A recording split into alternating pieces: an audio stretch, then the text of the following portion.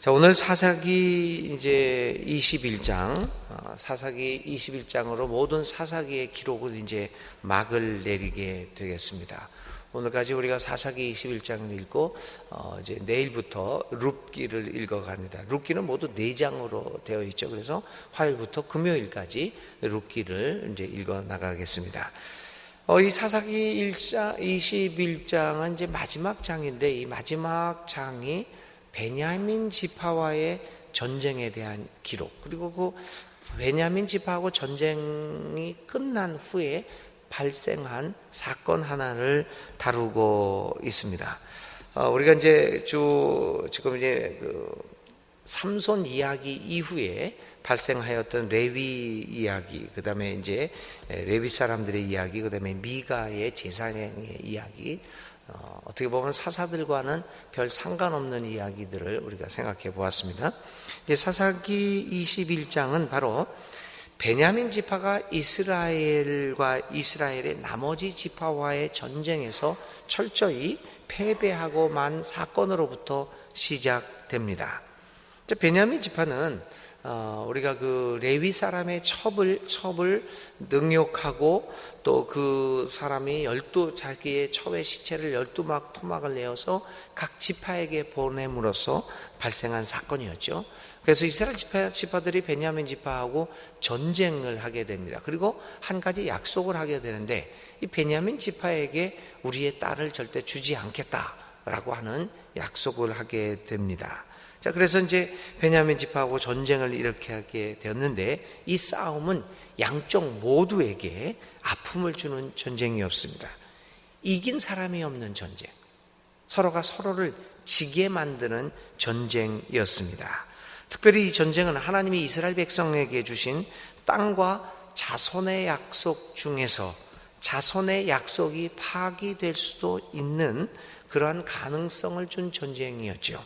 이 전쟁은 이스라엘 온 지파로 하여금 공경에 빠지게 만드는 사건이었습니다. 왜냐하면 전쟁이 끝난 후에 이 모순에 빠지게 되었기 때문이죠. 그것은 베냐민 지파의 멸망이라고 하는 사건이었습니다. 홧김에, 그리고 정의감에 불타서 이스라엘은 베냐민 지파를 마음껏 살육합니다. 그러나 그 결과는 자기 모순에 빠지게 됩니다. 왜냐하면 같은 동족인 베냐민 지파가 존속이 위협받게 되었던 것이죠. 이 전쟁으로 말미암아 베냐민 지파의 남자들도 많이 죽었지만 이 여자들도 많은 희생을 당했습니다. 이에 따라서 베냐민 지파의 남자들이 결혼을 할 수가 없는 지경에 빠지게 되었고, 이제 자손을 낳을 수 없게 되므로 베냐민 지파가 이제 멸절되게 되는 어처구니 없는 상황에 빠지게 된 겁니다. 거기다가도 아까도 말씀드린 것처럼 이스라엘 지파들은 자기의 딸을 베냐민 지파에게 주지 않기로 언약을 했습니다. 이렇게 됨으로써 이제 베냐민 지파는 시간의 흐름에 따라 종족 번식을 하지 못하고 이스라엘 지파에서 사라지게 되는 운명에 처해지게 되었습니다. 근데 이 베냐민 지파가 사라진다고 하는 것은 단순한 한 지파가 사라지는 것으로 끝나는 것이 아니었습니다. 베냐민 지파의 사라짐은 하나님의 이스라엘 지파를 향한 하나님의 약속의 성취와 관련이 되는 것이죠. 우리가 창세기부터 쭉 읽어오면서 하나님과 이스라엘 백성들이 맺은 그 약속 중에서 이 약속이 있었죠. 그 계약 신학이라고 우리가 보통 얘기하는 자손과 땅에 대한 약속이 바로 그것이었습니다. 그런데 여기에서 자손에 대한 약속 성취가 이 지장을 차질이 발생하게 된 것입니다. 그리고 그것은 하나님에 대한 이스라엘의 배반 행위로 간주되었고, 따라서 이것은 하나님의 은총으로부터 떨어져 나가게 됨을 의미하고 있습니다. 베냐민 지파의 사라짐은 베냐민 지파 한 개인적인 지파가 사라지는 것이 아니라 이스라엘 공동체의 운명과 직결되고 있었다는 것입니다. 이스라엘은 그것을 간과하고 있습니다. 오늘 우리들도 간과하고 있지요.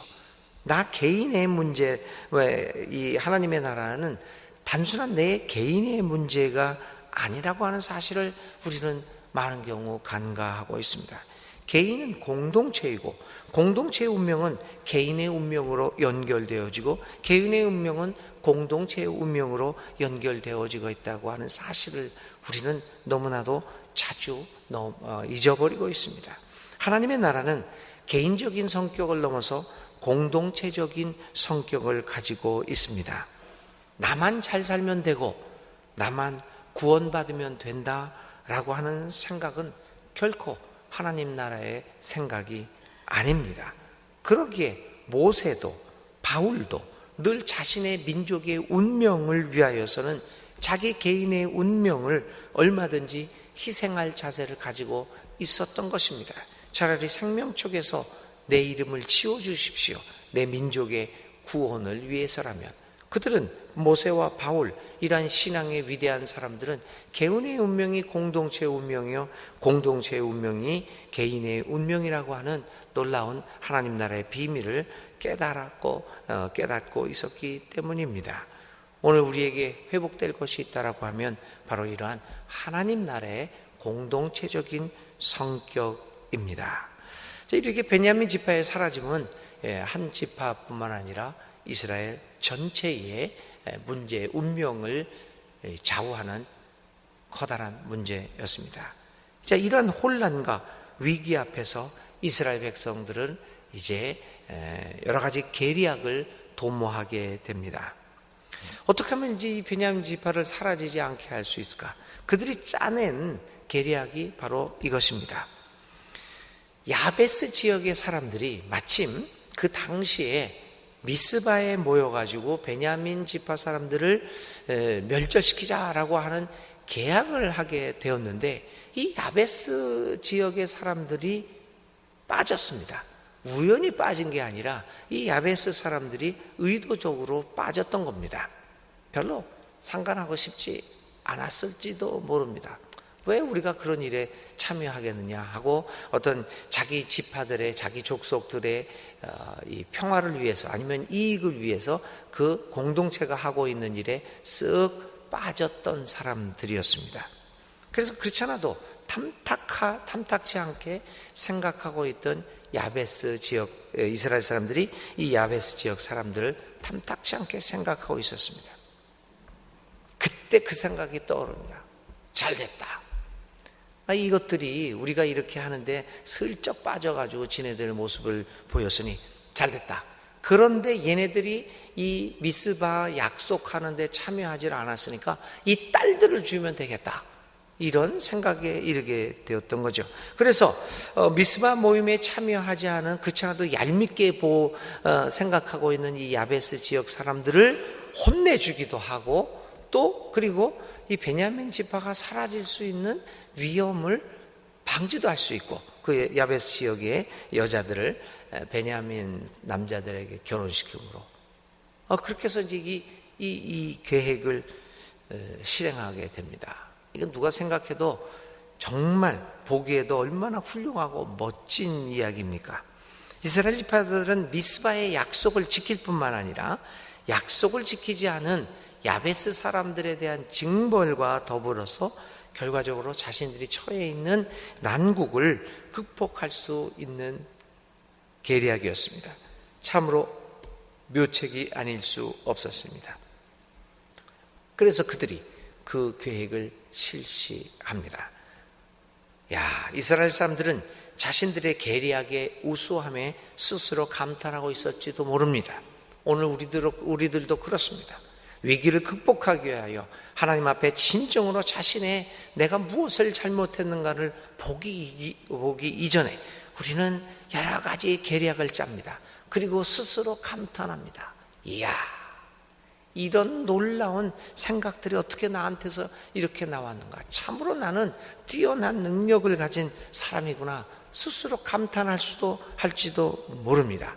이스라엘 백성들이 오늘 그랬습니다. 그런데 여러분, 이렇게 빈틈이 없었던 이 계획에 문제가 발생할 줄이야 누가 알았겠습니까? 14절입니다. 철저하게 계획을 세웠는데 그러나 여자의 수가 모자랐다.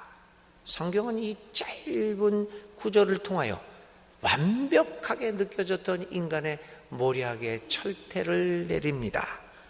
그러나 여자의 수가 모자랐다. 우리가 하나님을 배제한 채 나의 능력대로 나의 머리 좋음으로 일을 계획하고 그렇게 실행하려고 하면서 스스로도 감탄하고 있는데, 그런데 여자의 수가 모자랄 줄 누가 알았겠습니까? 그러나 여자의 수가 모자랐다. 수가 모자랐다고 하는 이 짧은 구절 앞에서 우리는 무릎을 꿇지 않을 수 없습니다. 결국 인간의 지혜로움이 하나님의 어리석음보다 못한 것이 아니었을까요? 우리는 인정해야 합니다. 아무리 인간의 계략이 뛰어나고 모든 사람의 무릎을 치게 만드는 기발한 것이라고 할지라도 수가 모자란 것을 어찌 할 수 있겠습니까? 그렇습니다, 여러분. 수가 모자란 것이 인간입니다. 그러므로 우리는 오늘도 하나님 앞에 겸손하게 엎드릴 수밖에 없는 것입니다. 그분의 자비와 함께 도우심을 겸손하게 구하면서 살아가야 합니다. 어느 누가 자신의 능력을 자랑하며 살아가겠습니까? 누가 자신의 계략에 뛰어남을 자랑할 수 있단 말입니까? 결국은 수가 모자랄 것인데, 그러므로 오늘 이 아침에도 우리는 하나님 앞에 무릎 꿇고 수가 모자란 저입니다, 하나님, 나의 삶을 주님 앞에 드립니다. 겸손히 하나님의 손 안에 우리의 일생을 맡길 수밖에 없을 것입니다. 그러나 사사기 21장은 이제 또 다른 이야기를 하나 얘기합니다. 수가 모자란 데는 예상치 못했던 결과 앞에 그들은 절망하지 않을 수 없습니다. 그리고 또다시 생각해낸 것이 실로의 춤추는 여인들을 납치하는 계략이었습니다. 당시 하나님의 성소는 실로에 있었고 이스라엘 사람들은 절기가 되면 성소에 모여 잔치를 벌이면서 하나님께 제사를 드리곤 하였는데, 그들에게 그 잔치에서 춤추는 여인들이 있었습니다. 결혼한 일이 없는 여인들이 춤을 추는 것이 당시 풍습이었습니다. 바로 이 여인들을 겨냥한 계략이 이스라엘 사람들이 수가 모자랐다라고 하는 현실을 타개하기 위한 것이었습니다.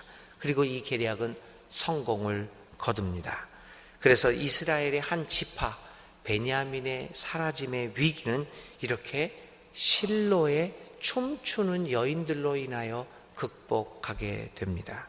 실로의 여인들은 아무런 영문도 모른 채 남자들에게 납치되었습니다. 베냐민 지파의 존속은 이처럼 이름 모를 실로의 춤추는 여인들의 희생에 의하여 이루어지고 있습니다. 사사기 21장의 마지막의 이야기가 실로의 이름 모를 여자들의 희생을 기록함으로 끝내는 것은 또 무슨 의미일까요? 오늘 우리는 실로의 춤추는 여인들, 이름 모를 그 여인들을 보면서 또다시 사사기 초창기에 우리가 읽었던 이름 모를 입다의 어린 외동딸이 생각납니다. 그 입다의 외동딸도 순순히 아무런 저항도 하지 못한 채 자기 아버지의 섣부른 그 언약 때문에 쓸쓸히 죽어갔던 그 입다의 외동딸, 그 외동딸이 생각납니다. 이러한 입다의 외동딸, 이름 모를 실로의 춤추는 여성들의 희생이 바로 이스라엘 지파를 건져내게 구원하게 만들었다는 사실을 우리는 기록합니다. 어쩌면 우리는 사사기 기록을 통해서 무슨 기드온이다, 뭐 드보라다, 또 그리고 뭐 입다다, 삼손이다라고 하는 위대한 큰 일을 남긴 그 이름 석자를 남기는 그 사사들의 영웅적인 활약에 우리의 모든 관심을 뺏겼을지 모릅니다. 그런데 사사기는 이 실로의 춤추는 이름 모를 여인들의 이야기를 끝으로 사사기의 문을 닫습니다. 그것은 바로 위대한 사람들에 의하여 역사가 이루어지는 것이 아니라 오히려 입다의 외동딸, 실로에 춤추는 이름 모를 여인들, 정말 우리의 눈으로 봐서는 보잘것없는 사람들, 이름도 기억하지 못하는 그 수많은 사람들의 희생으로 결국은 하나님의 나라가 이루어진다라고 하는 그 사실을 우리에게 가르쳐주고 있는 것은 아닐까요? 우리는 겉으로 드러나는 위용에만 눈이 팔리는 것이 아니라 그 안에 담겨있는 수많은 이름 모를 사람들의 그 무고한 그 희생들의 고귀함을 볼 수 있어야 합니다. 하나님의 나라는 삼손, 기드온과 같은 큰 업적을 통해 이름을 남기는 사람들이 아니라 오늘 이 입다의 외동딸 혹은 실로에 춤추는 이름 모를 여인들과 같은 그 사람들의 희생과 정성과 사랑에 의해서 이루어지는 것이 아닙니까? 하나님은 실로에 춤추는 여인과 같이 오늘도 하나님 나라의 장단과 가락에 맞춰 춤을 추는 여러분들과 같은 신실하고 겸손한 하나님의 사람들을 기억하고 계십니다. 이름을 날리지는 못하였지만, 그리고 아무도 알아주지는 않았지만 오늘 맡은 자리에서 묵묵히 그리고 충실하게 하나님 나라의 백성으로서의 책임을 다하는 실로에 춤추는 여인과 같은 여러분들을 높여주십니다. 오늘도 우리는 춤추는 실로의 여인들처럼 살아가고 있습니다. 이제 마지막으로 사사기 21장은 25절에 이렇게 끝맺고 있습니다. 그때에는 이스라엘의 왕이 없었으므로 사람들은 저마다 자기의 뜻에 맞는 대로 하였다. 하나님 없이 살아가는 세상의 참혹함을 사사기는 증거해 주고 있고 또 우리에게 경고해 주고 있는 하나님의 말씀입니다. 사사기 전체는 이렇게 해서 하나님 없이 살아가는 세상이 어떤 세상인가 하는 것을 우리에게 가르쳐 주면서 끝내고 있습니다. 교우 여러분, 하나님 없이 살아가는 세상이 얼마나 무서운 세상입니까? 오늘 우리는 사사기를 다 읽으면서 하나님과 함께 살아가는 것이 얼마나 중요한 것인가를 깊이 마음속에 담아두는 여러분들 될 수 있기를 간절히 기도드립니다. 오늘 생각할 말씀은요, 사사기를 다 마치면서 생각하는 말씀은 하나님과 동행하며 살아가기입니다. 오늘 하루 종일 이 말씀을 기억하시기 바랍니다. 하나님과 동행하며 살기. 자, 오늘의 기도드립니다. 하나님, 오늘 사사기를 다 읽었습니다. 사사기를 통하여 우리는 우리의 삶의 적나라한 모습을 봅니다. 늘 주님을 배반하고 회개하고 다시 돌아오고 주님이 구원해 주시면 잠시 동안 순종하다가 어느 사이에 옛삶으로 돌아가서 하나님을 배반하는 일들을 반복해 왔음을 보았습니다. 우리의 모습을 보면서 절망하지 않을 수 없었습니다. 그러나 그 절망 가운데서도 그리고 우리를 그럼에도 불구하고 사랑해 주시는 주님의 끝없는 사랑을 경험합니다. 주님의 사랑에 힘입어 오늘도 두 손 들고 주님 앞으로 나아오니 우리를 용서하시고 받아 주옵소서. 주님의 자비에 힘입어 오늘도 힘차게 살아가겠습니다. 하나님, 우리의 가는 길을 지켜 주시며 우리와 함께하여 주시옵소서. 예수님의 이름으로 기도를 드립니다.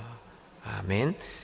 사사기를 다 읽으면서 오늘의 실천은요, 우리의 적나라한 죄인된 모습을 생각하면서 오늘 하나님께 깊은 회개의 기도문을 작성해 봅시다. 주님 가르쳐 주신 기도 드리겠습니다. 하늘에 계신 우리 아버지의 이름을 거룩하게 하시며 아버지의 나라가 오게 하시며 아버지의 뜻이 하늘에서와 같이 땅에서도 이루어지게 하소서.